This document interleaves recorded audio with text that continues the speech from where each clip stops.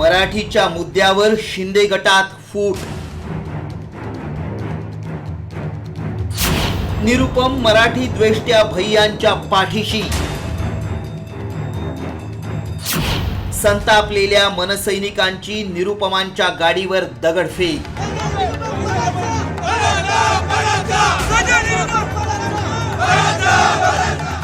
रिक्षा आणि टॅक्सी चालकांसाठी मराठी भाषा सक्तीची करण्यात आल्यानं अमराठी भय्ये अस्वस्थ झाले। तर याच मुद्द्यावरून आता शिंदे गटातच फूट पडली आहे। परिवहन मंत्री प्रताप सरनाईकांच्या निर्णयाला आव्हान देत संजय निरुपम मराठी द्वेष्ट्या भैयांच्या पाठीशी उभे राहिले।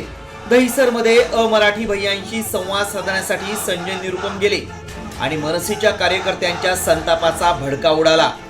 दहिसरमध्ये मनसे कार्यकर्त्यांनी संजय निरुपम यांच्या गाडीवर दगडफेक केली आहे।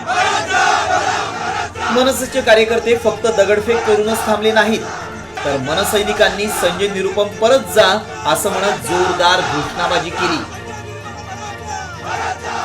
मराठी भाषिकांचा संताप पाहिल्यानंतर संजय निरुपम यांनी मवाळ भूमिका घेतली आहे। अमराठी भाषिकांना मराठी शिकण्यासाठी वेळ देण्याची मागणी निरुपम यांनी केली आहे। ये जीआर है 2019 का।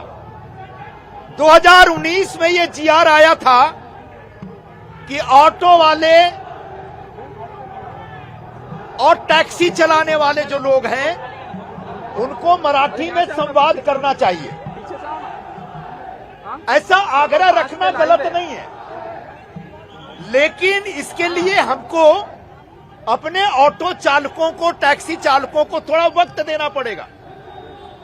उनको मराठी सीखने का एक मौका देना पड़ेगा।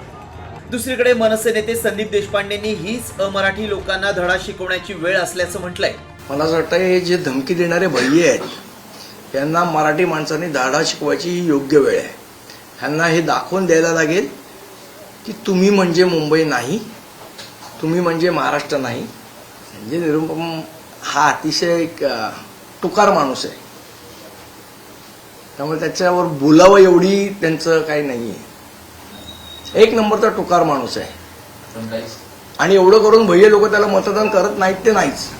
2019 मध्ये राज्य सरकारनं महाराष्ट्र मोटर व्हेइकल कायदा 1989 मध्ये सुधारणा केली। त्यात नियम 4, 78 आणि 85 नुसार रिक्षा चालकांना मराठी भाषा सक्तीची करण्यात आली आहे। मात्र लायसन्स काढताना किंवा त्यांचं नूतनीकरण करताना मराठी भाषा आली नाही तर त्यांचं लायसन्स रद्द करण्याची तरतूद या नियमात आहे। तर हा नियम 1 मे नंतर लागू करण्यात येणार आहे। आता अमराठी भय्ये हा नियम लागू करण्यास आणि मराठी शिकण्यास वेळ देण्याची मागणी करतायत। मात्र हा नियम लागू करून 8 वर्ष झाली।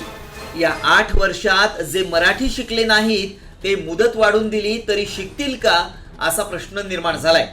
त्यामुळे परप्रांतीय रिक्षा चालकांच्या दबावामुळे परिवहन मंत्री प्रताप सरनाईक माघार घेणार की मराठी भाषिकांचा सन्मान करत मराठी न येणाऱ्या रिक्षा आणि ऑटो चालकांवर कारवाई करणार याकडेच राज्याचं लक्ष लागलंय। ब्युरो रिपोर्ट, साम टीव्ही न्यूज।